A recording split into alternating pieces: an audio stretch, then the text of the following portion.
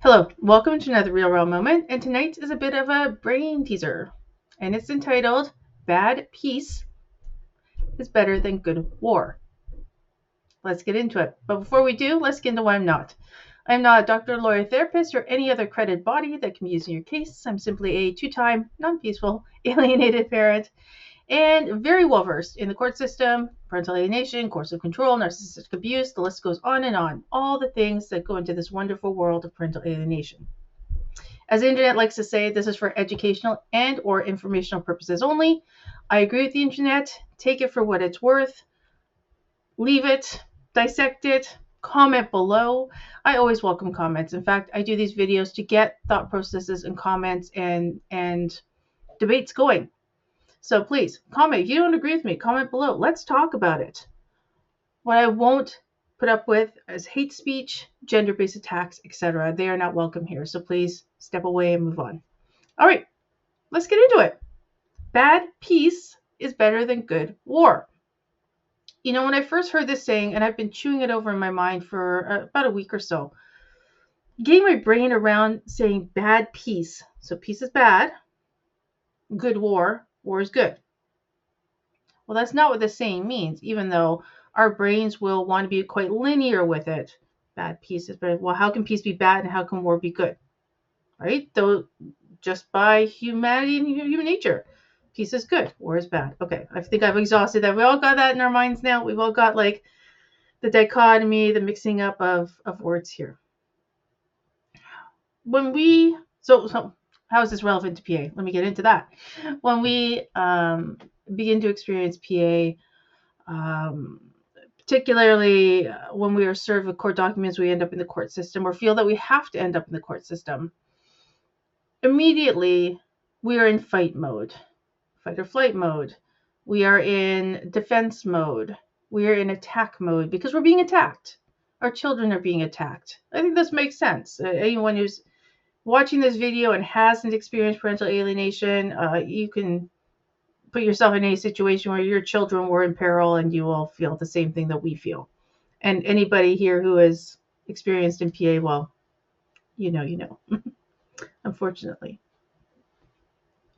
One of the misnomers that I find happens in PA, there's quite a few. One of them is that you continuously have to fight. Now, if you get to know me or I coach you, I work with you, or you see any of my other videos, there's a saying that I have, aside from what we're talking about tonight, and that's show up with solutions. It should be tattooed on my forehead. I should have a trademark. I should have merchandise, because this is the number one thing that I encourage alienated parents to do. Constantly show up with solutions. And I wish this happened more often right from the get-go, even when we're being attacked, rather than, and let me ping pong in here on this. Look, the legal system, the court system it's set up for fight. It's not set up for solutions, or not without a fight to get to the solutions, which is why I encourage people to stay as far away from court as you possibly can. And I will say this, it's far more feasible than you think. There's a lot more efforts that can be made to stay out of court before we jump to court, even if you are being attacked with the court system. And I say that from having been attacked twice. I'm a two-time alienated parent and a high conflict divorce. I'm no stranger to being served, demand letters, the whole thing. And I still say, show up with solutions. And that ties into bad peace is better than good war. So when we're first in alienation or in the fight, and again, let's be honest, it's a fight. You're being attacked. Of course you're going to fight back, right? That's the knee-jerk reaction to the situation. Now, before everyone starts chirping about it, look, I'm simplifying the concept here. I recognize, just as much as my own case, your case is complicated, unique to you and your family situation and dynamics.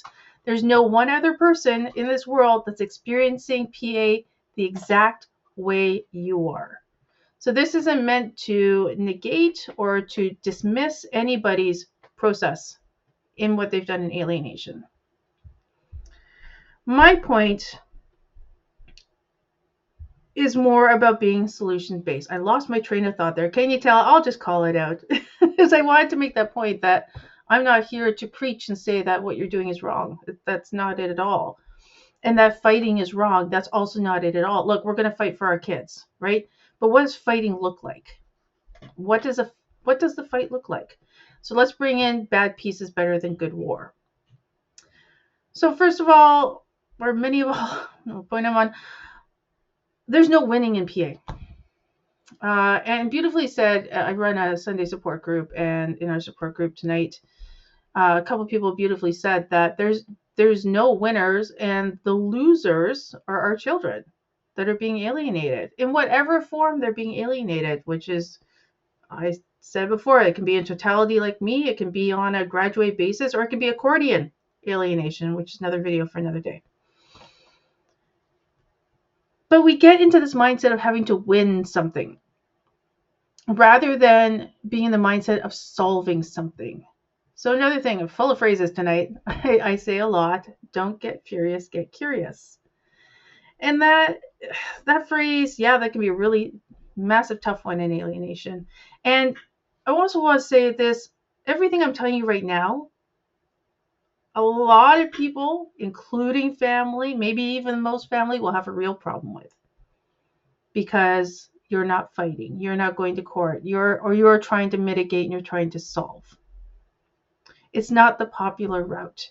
And it's not even a route that is talked about much, because even lawyers will say that this is what you have to do, and say a big have to do.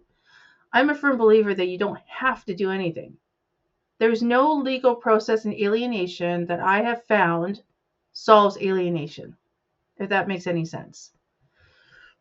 Because the parental contract is between the two parents. It has nothing to do with the court system. You don't even need a license to parent. You at least had to get a license to get married. I mean, there was that one step where you were like forced to should I do that and pay that $50? No. Okay. So the parental contract has nothing to do with the legal system. So why are we trying to apply legal remedies? Now, again, I'm kind of overstating and simplifying here.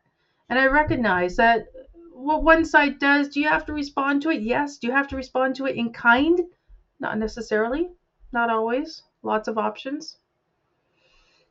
Bad peace is better than good war. We can get really caught up in the idea of a good war, navigating the legal system perfectly, whether we're pro se self-litigants, whether we have the best lawyers in the land. And let me tell you, a lawyer's going to run with that. Absolutely. They're going to put on the best defense, the best affidavit, the best motions, the best case conference, the best that they can do. Does that mean that's what should be done? No. And also, where does the focus go? Instead of us focusing on solving alienation, alienated behaviors, nipping in the bud, whatever we want to say, what do we end up focusing on? Let's just, I'm going to give like a little Jeopardy 5 seconds here. What are we really focusing on? What do we end up focusing on? Money. Money, because we are forced into this the perception that we have to go through this system is present, and that the only way to solve it is to go through this and fight this good war. I'm going to call it the good war. If you ever watch TV, old did I just sound there? One of my favorite shows is The Good Fight, which is the sequel to The Good Wife, which is a great legal show to watch with Juliana Margulies and Chris Noth. And I love it. I actually love watching it for procedure and language and all sorts of things. But the good fight, the perception of the good fight, the good war, that's what we should be doing. We forget, we lose sight, we don't even consider what peace might look like. That peace could happen. That peace is actually what we want.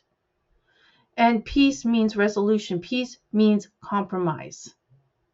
Peace means doing what's best for our children and maybe not liking how the outcome comes about. Meaning sacrificing our ego, stepping back, looking at alternate avenues. I'll use this example.